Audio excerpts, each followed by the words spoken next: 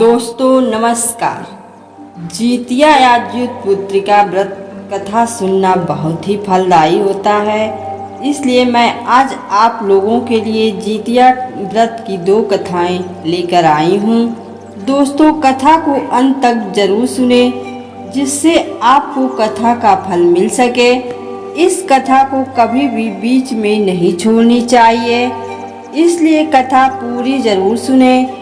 दोस्तों यदि चैनल पर नए हैं तो चैनल को सब्सक्राइब जरूर कर लीजिए, जिससे आने वाली सभी धार्मिक कहानियाँ और जानकारी आपको सबसे पहले मिलती रहेगी। पहली कथा के अनुसार गंधर्वों के राजकुमार का नाम ज्यूतवाहन था।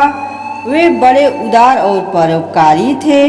ज्यूतवाहन के पिता ने वृद्धावस्था में वानप्रस्थ आश्रम में जाते समय इनको राज सिंहासन पर बैठाया, किंतु इनका मन राजपाट में नहीं लगता था।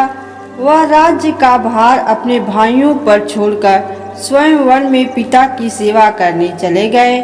वहीं पर उनका मलयवती नामक राज्य कन्या से विवाह हो गया। एक दिन जब वन में भ्रमण करते हुए ज्यूतवाहन काफी आगे चले गए, तब उन्हें एक वृद्धा विलाप करते हुए दिखी। इनके पूछने पर वृद्धा ने रोते हुए बताया, मैं नागवंशी स्त्री हूँ और मुझे एक ही पुत्र है। पक्षीराज गरुड़ के समक्ष नागों ने उन्हें प्रतिदिन भक्षण हेतु 1 नाग सौंपने की प्रतिज्ञा की हुई है। आज मेरे पुत्र शंखचूर्ण की बलि का दिन है। ज्यूतवाहन ने वृद्धा को आश्वासन करते हुए कहा, डरो मत, मैं तुम्हारे पुत्र के प्राणों की रक्षा करूंगा। आज शंखचूर्ण बदले में मैं स्वयं अपने आप को पक्षीराज गरुड़ के सामने उनका आहार बनाने जाऊंगा। इतना कहकर ज्यूतवाहन ने शंखचूर्ण के हाथ से लाल कपड़ा ले लिया और वे उसे लपेटकर खुद को बलि देने के लिए चुनी हुई जगह पर लेट गए। नियत समय पर गरुड़ बड़े वेग से आए और वह लाल कपड़े में ढके ज्यूतवाहन को पंजे में दबोचकर पहाड़ के शिखर पर जाकर बैठ गए। अपने चंगुल में गिरफ्तार प्राणी की आंख में आंसू और मुंह में आह निकलता न देखकर गरुड़ जी बड़े आश्चर्य में पड़ गए। उन्होंने ज्यूतवाहन से उनका परिचय पूछा। ज्यूतवाहन ने सारा किस्सा सुनाया। गरुड़ जी उनकी बहादुरी और दूसरे की प्राण रक्षा करने में स्वयं का बलिदान देने की हिम्मत से बहुत प्रभावित हुए। प्रसन्न होकर गरुड़ जी ने उनको जीवन दान दे दिया तथा नागों की बलि न लेने का वरदान भी दे दिया। इस प्रकार ज्यूतवाहन के साहस से नाग जात की रक्षा हुई और तब से पुत्र की सुरक्षा हेतु ज्यूतवाहन की पूजा की प्रथा शुरू हो गई। आश्विन कृष्ण अष्टमी के प्रदोष काल में पुत्रवती महिलाएं ज्यूतवाहन की पूजा करती हैं। दोस्तों कैलाश पर्वत पर भगवान शंकर माता पार्वती को कथा सुनाते हुए कहते हैं कि आश्विन कृष्ण अष्टमी के दिन उपवास रखकर जो स्त्रियां सायं प्रदोष काल में ज्यूतवाहन की पूजा करती हैं तथा कथा सुनने के बाद ब्राह्मण को दक्षिणा देती हैं, वह पुत्रों का पूर्ण सुख प्राप्त करती हैं। व्रत का पारण दूसरे दिन अष्टमी तिथि की समाप्ति के पश्चात किया जाता है। यह व्रत अपने नाम के अनुरूप फल देने वाला है। दोस्तों दूसरी कथा के अनुसार नर्मदा नदी के पास एक कंचनबटी नाम का नगर था। वहाँ के राजा का नाम मलाई केतु था। उसी नर्मदा के पश्चिम और बालूहटा नाम की मरुभूमि थी, जिसमें एक विशाल पेड़ पर चील रहती थी और उसी पेड़ के नीचे एक सियारिन भी रहती थी। चील और सियारिन दोनों ही पक्की सहेलियां थी। कुछ महिलाओं को जितिया व्रत करते देख चील और सियारिन ने भी यह व्रत करने का संकल्प लिया और दोनों ही भगवान श्री ज्यूतवाहन की पूजा और व्रत करने का प्रण ले लिया। जिस दिन दोनों को व्रत रखना था, उसी दिन शहर के एक बड़े व्यापारी की मृत्यु हो गई और उनका दाह संस्कार उसी मरुस्थल पर हुआ। मुर्दा देखकर सियारिन को भूख लगने लगी और वह खुद को रोक नहीं पाई, जिसके कारण उसका व्रत टूट गया।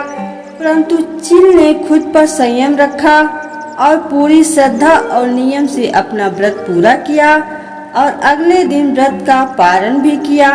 उसके बाद अगले जन्म में दोनों सहेलियों ने पुत्री के रूप में एक ब्राह्मण परिवार में जन्म लिया। उनके पिता का नाम भास्कर था। चील बड़ी बहन और सियारिन छोटी बहन बनी। बड़ी बहन का नाम शीलावती रखा गया और उसकी शादी बुद्धिसेन के साथ हो गई। छोटी बहन का नाम कपूरावती रखा गया और उसकी शादी उस शहर के राजा मलायकेत से हुई और छोटी बहन कपूरावती कंचनवटी नगर की रानी बन गई। अब भगवान जीतवाहन के आशीर्वाद से बड़ी बहन शीलावती को 7 पुत्र प्राप्त हुए, लेकिन कपूरावती के बच्चे जन्म लेते ही खत्म हो जाते थे। कुछ सालों बाद शीलावती के 7 पुत्र बड़े हो गए और राजा के दरबार में काम करने लगे। उन्हें देखकर कपूरावती के मन में ईर्ष्या और जलन भावना उत्पन्न होने लगी।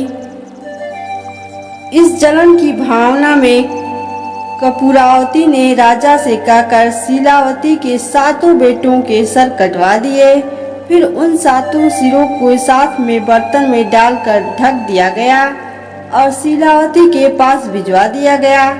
यह सब देख भगवान जीतवाहन ने मिट्टी की सहायता से 7 भाइयों के सर बनाए और सभी सिरों को धड़ से जोड़कर उन पर अमृत छिड़क दिया, जिसके कारण वे 7 भाई फिर से जिंदा हो गए और घर लौट गए आए।